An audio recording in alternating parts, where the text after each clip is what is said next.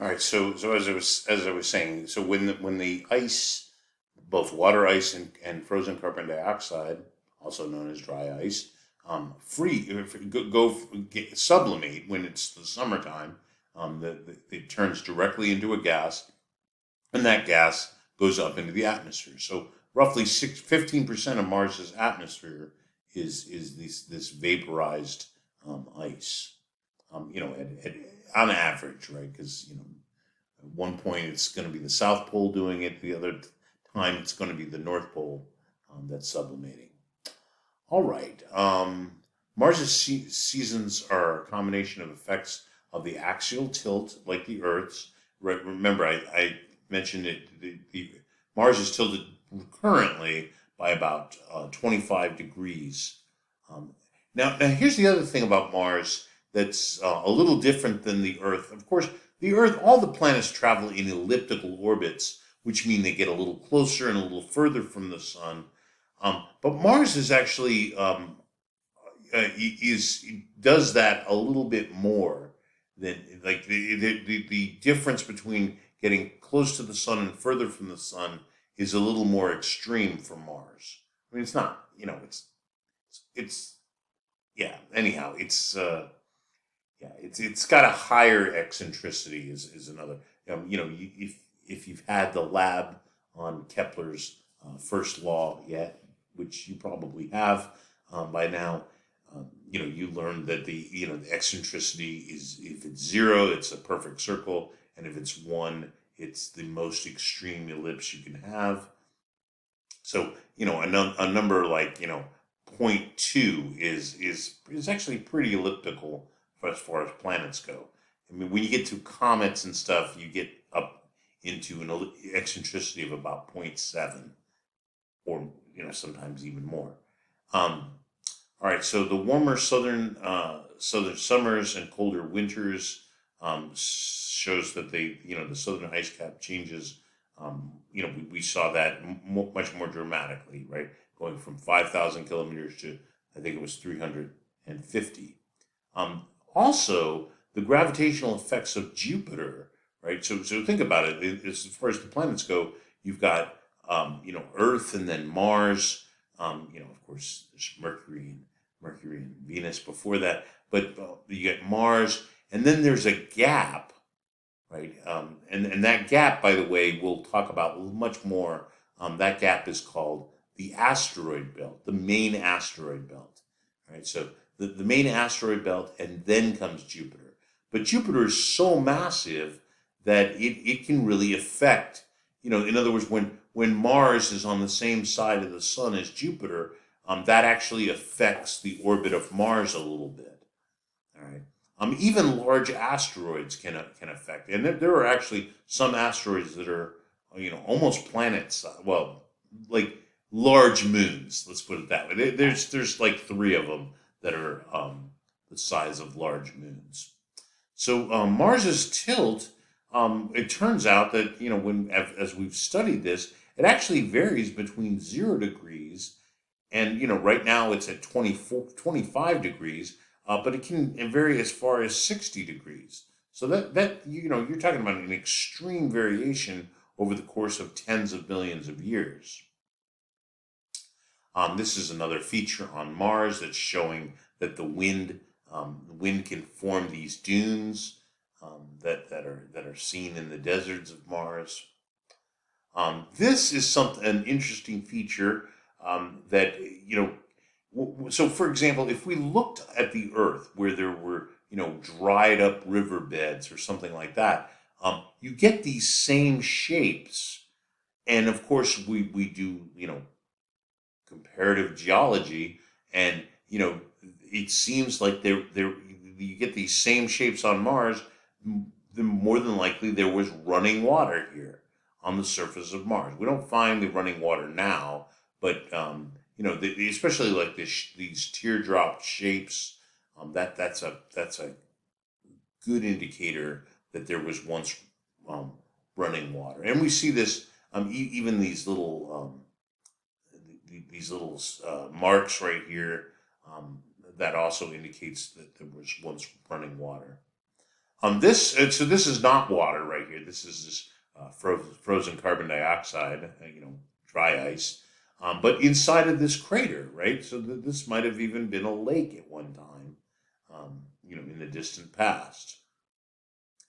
This is a very famous crater so there's been several rovers when we got, I know I mentioned the Viking mission, right, that took place in 1976. We landed these two Viking missions on Mars, and they couldn't go anywhere. So, like, for example, when the camera looked around, I mean, there was a camera that could actually look at the different features on Mars, and that sent back these images to Earth. It was like, scientists were like, hey, that looks interesting over there. Wouldn't it be nice if we could go over there? And of course, in 1976, you couldn't do that. But as time went on, so after about 20 years or so after the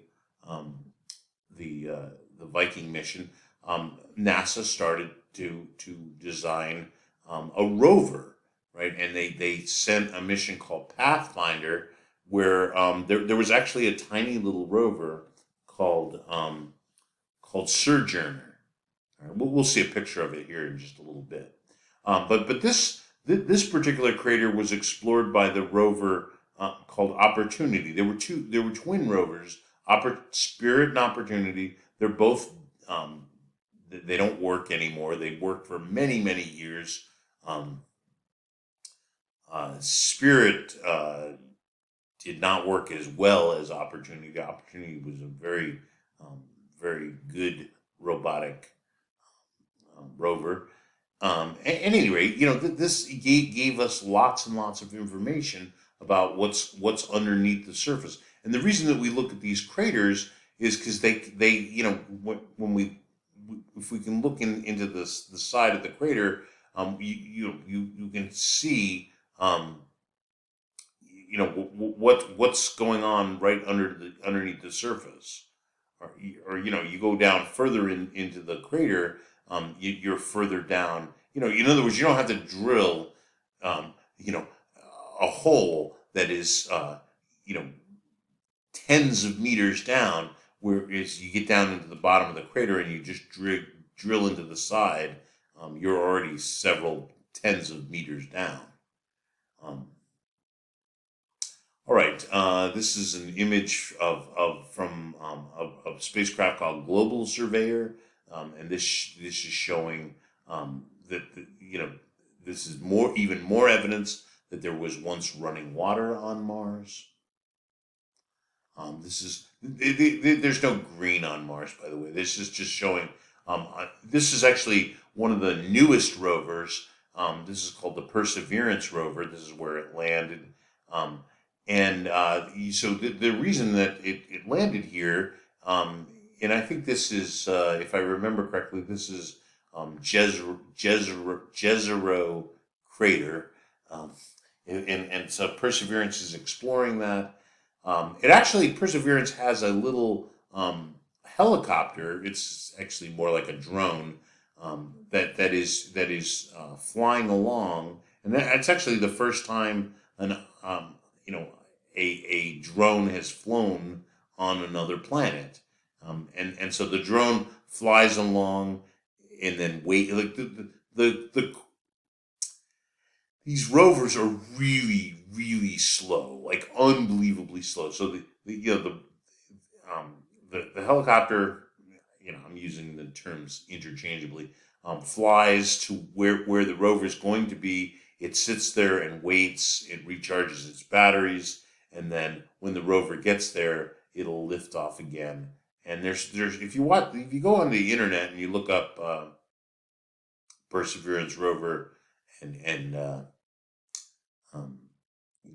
it's the little helicopter, which is called Insight. Anyhow, you can see it, like that. There's video from the Perseverance rover watching the helicopter rise up, and at first it only went about 10 feet in the air, I just read something where they it's been on Mars now for a couple of years, and I think they were trying to see just how high they could lift it. I think they got up to, if I remember reading this correctly, I think they had it up to as high as 60 feet above the surface, which it wasn't designed to do, but they were testing to see what this thing could do. This is just showing. This is not water, not current water or anything like that. They're just showing you where water once existed on Mars. We think that Mars actually, in the distant past, had a very wet surface, especially in the northern hemisphere. So the northern hemisphere is much lower in height on average than the southern hemisphere, which has large mountains and so forth. And we think that the water that was on the surface of Mars flowed, and there might have even been an ocean in the northern hemisphere. There they are. Okay, so this is just some scientists to give you a scale. This is Sojourner. This was in 1970. I'm sorry, 1997. This landed on this was part of a package. I think it was called Pathfinder. The Pathfinder mission landed and then deployed little tiny Sojourner. It was a very primitive compared to today's standards, but it roamed around, and we were at the very first time we were able to go from place to place on Mars. Then I think in the maybe it was late 2000s, so like 2010s or something like that. Maybe early 2000s. The Spirit and Opportunity rovers. They both look like this. They were identical, and these are the solar panels that were on there. Its main camera. Oh, and by the way, the camera was designed to be, I think, 5'5" above the ground, and if you think about it, right, that's actually the average height of a human. Like if you include men and women, that's about 5'5" is the average height of human beings, and so that they it just shows that the NASA scientists thought about this, and so they put the camera at exactly that height. So what did Mars look like from that height? And there's lots and lots of pictures. There's video. This was one of the first the Spirit and Opportunity missions. Remember, these were two separate missions. They landed in different parts of Mars. At any rate,